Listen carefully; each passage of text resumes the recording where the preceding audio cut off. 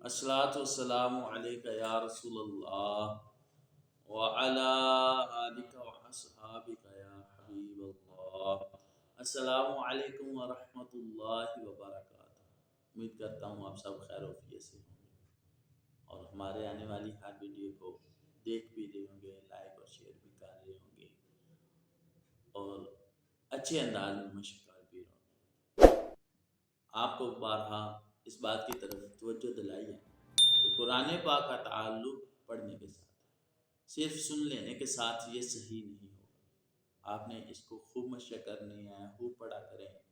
قرآن پاک کا ایک لفظ پڑھنے سے جو ہے 10 نیکیاں ملتی ہیں۔ تو ارشاد گرامی ہے، حضور نبی پاک صلی اللہ علیہ وسلم کا ارشاد ہے، آپ اس کا مفہوم یہ ہے کہ جس نے قرآن پاک کا ایک حرف پڑھا اس کو 10 نیکیاں ملیں گی۔ تو آپ نے فرمایا کہ الف لام میم ایک حرف نہیں ہے، بلکہ الف ایک حرف، لام ایک حرف اور میم ایک حرف ہے۔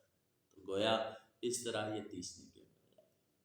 قرآن پاک کو پڑھا کریں، خوب پڑھا کریں، تلاوت کیا کریں، اس کو اپنی زندگی کا معمول بنا لیں تو انشاءاللہ الکریم اس کے ساتھ بہت زیادہ برکتیں بھی حاصل ہونے والی ہیں اور اس کے ساتھ ہماری زندگی سنورنے والی بھی ہے۔ تو آج ہم سبق نمبر 20 پڑھنے جا رہے ہیں۔ یہ متفرق قواعد اس میں لکھے ہوئے ہیں، تو ایک ایک قاعدہ بیان کیا جائے گا اور ساتھ ساتھ اس کی لائن، اس کے الفاظ، مثالیں پڑھی جائیں گی۔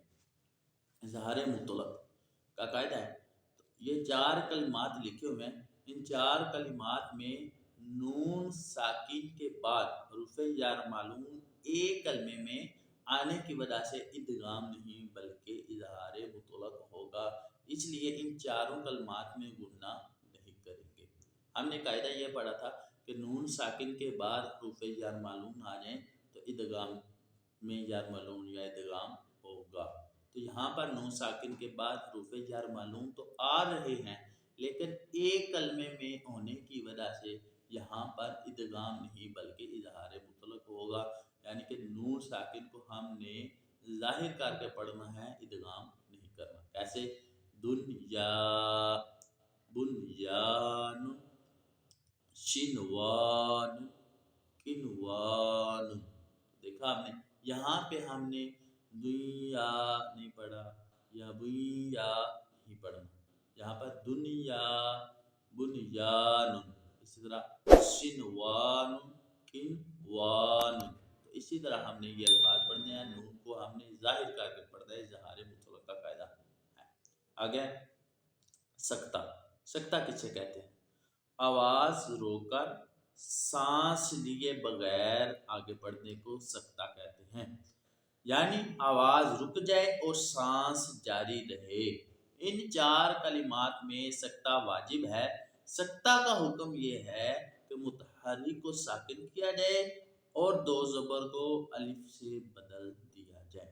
جیسا کہ وقف میں ہم نے ساکن متحرک حرف کو ساکن کر دیتے ہیں، 2 زبر کو الف سے بدل دیتے ہیں، تو سکتہ کا بھی حکم تو یہی ہے کہ جو ساکن متحرک حرف ہے اس کو ساکن کر دیا جائے اور 2 زبر کو الف سے بدل دیا جائے اور ساکن حرف جو ہے وہ اپنی ہی حالت پر قائم رہے گا۔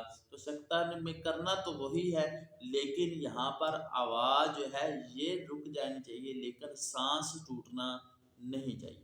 آواز رک جائے، سانس جاری رہے، تو اس کو کیا بولتے ہیں؟ سکتہ۔ آگے پڑھنے کو کیا کہتے ہیں؟ سکتہ۔ وقیل من راکن۔ دیکھا آپ نے آواز تو رک گئی ہے لیکن سانس ٹوٹی نہیں ہے، سانس رکی نہیں ہے، سانس جاری رہی ہے۔ تو اسی طرح ہم نے آواز تو روک لینی ہے، سانس جاری رکھتے ہوئے ہم نے آگے پڑھنا ہے، ذرا رک جانا ہے، ادھر ٹھہر جانا ہے۔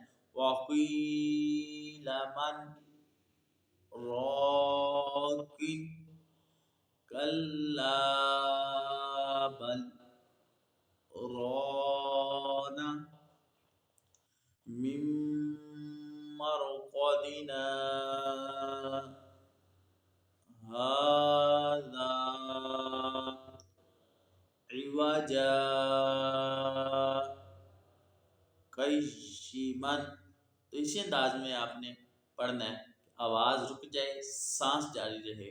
اور ہم نے اس کا سکتہ کا حکم یہ پڑھا تھا کہ متحرک کو ساکن کہتے ہیں، دو زبر کو الف سے بدل دیں، اور حروف مدہ اور ساکن حروف تو ویسے بھی وقف کی صورت میں بدلتے نہیں ہیں، تو لہٰذا اس لیے یہ دیکھا مِن مرقدنا ہذا، یہاں پر نون الف زبر نا لکھا ہوا ہے، حروف مدہ ہے اور اس سے پہلے ساکن حروف ہیں، یہ سکتہ میں بدلیں گے نہیں۔ اور آخر میں ہم نے پڑھا تھا ایوا جا قیمن، تو دو زبر کو ہم نے پڑھا یہ ہے الف سے بدل دیں گے۔ صاد اور سین، قرآن پاک میں 4 کلمات جو ہیں ان پر صاد سے لکھے جاتے ہیں، لکھا تو صاد ہوا ہے، اور صاد پر باریک سین بھی لکھا جاتا ہے۔ صاد تو لکھا ہوا ہے لیکن اس کے اوپر سین ایک چھوٹا سا لکھ دیا جاتا ہے۔ ان کے پڑھنے کی تفصیل یہ لکھی ہوئی ہے کہ یہ 4 کلمات جو ہیں یہ ترتیب کے ساتھ لکھے ہوئے ہیں، جو پہلا ہے اور دوسرا ہے اس میں صرف اور صرف سین کو پڑھیں گے، اور جو تیسرا نمبر پہ لکھا ہوا ہے صاد اور سین دونوں پڑھنا جائز ہے، اور چوتھے میں صرف اور صرف صاد پڑھا جائے گا۔ پہلے دو میں سین پڑھا جائے گا، تیسرے میں سین اور صاد دونوں میں سے کوئی ایک لفظ پڑھ سکتے ہیں، جائز ہے، اور جو چوتھے نمبر پہ ہیں اس میں صرف اور صرف ہم نے صاد ہی پڑھنا ہے۔ جیسے یب سوتو بس وطن ام هم المسیطرون یا ام هم المسیطرون، دونوں طرح پڑھنا جائز ہے۔ بمسیطرین، تو یہاں پر صاد پڑھنا ہے، پہلے دونوں میں سین اور تیسرے میں سین اور صاد دونوں پڑھ سکتے ہیں۔ تسہیل، تسہیل کے معنی ہے نرمی کرنا، یعنی دوسرے حمزہ کو نرمی کے ساتھ پڑھیں۔ قرآن پاک میں صرف ایک کلمے میں تسہیل واجب ہے، یہ ایک کلمہ ہے، جیسے اعجمی عربی، تو یہاں پہ دو حمزہ اکٹھے آ گئے ہیں، تو پہلے دوسرا جو حمزہ ہے اس کو ہم نے نرمی کے ساتھ پڑھنا ہے، تو ہمارا تسہیل کا قاعدہ پورا ہوگا، اور ایسے پڑھنا اس کو واجب ہے، نہیں پڑھیں گے تو گناہ گار ہوں گے، تو لہٰذا اس کو اسی طرح پڑھنا سیکھنا ہے آپ نے کہ دوسرا حمزہ نرمی کے ساتھ پڑھا جائے گا۔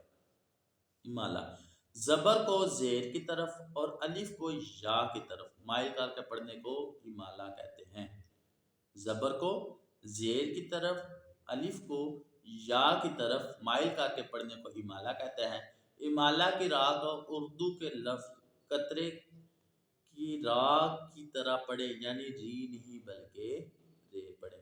اردو کے لفظ قطرے کی طرح، قطرے رے، یعنی کہ اس کی جو راہ لکھی ہوئی ہے اس کی طرح ری نہیں بلکہ رے پڑھیں گے۔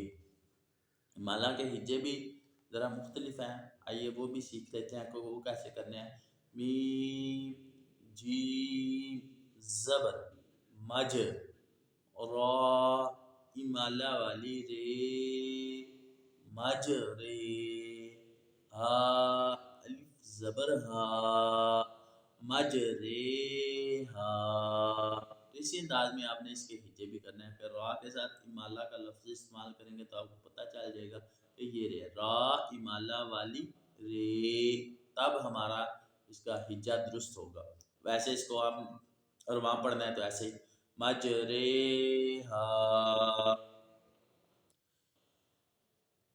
بئس الاسم الفسوق، تو یہ والا لفظ بھی بہت اہم ہے۔ اس کلمے میں لام سے پہلے اور لام کے بعد دونوں الف نہیں پڑھے جائیں گے، بلکہ لام کو زیر دے کر پڑھیں گے۔